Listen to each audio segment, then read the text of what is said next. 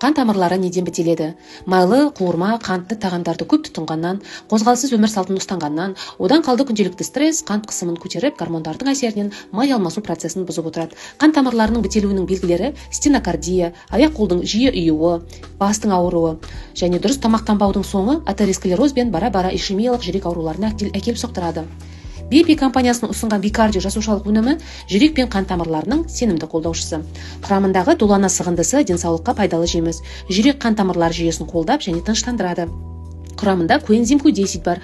Коэнзим Q10 қан қысымын төмендетуге және гипертонияны болдырмауға, жүрек бұлшық етінің қызметін жақсартуға жақсы жұмыс жасайды. Инсульт пен инфаркттың жаңағы жүрек жетіспеушілігін алдын алуға көмектеседі. Альцгеймер, Паркинсон деген аурудың алдын алуға көмегі бар.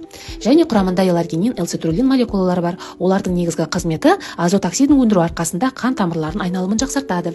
Эректильді дисфункцияны емдеуге әсері бар. Спортта төзімділікті арттырады. Бұлшық етті қанмен қамтамасыз етіп жақсартады.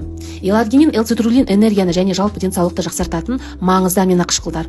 Адам ағзасындағы табиғи азот оксид деңгейі 35 жастан кейін жай бөлінеді екен. Оны қалпына келтіру үшін аргинин мен цитрулинге бай тамақтарды тұтынып, көп қозғалу керек. Жүйке жүйені тыныштандырамын десеңіз, қан айналымын жақсартамын десеңіз, жалпы энергияның деңгейін көтеремін десеңіз, немесе күнделікті тамағыма аргинин, цитрулин тамағымен байытамын десеңіздер, соның барлығы осы Бикардионың құрамында бар. Бикардио ол табиғи минералды кешен.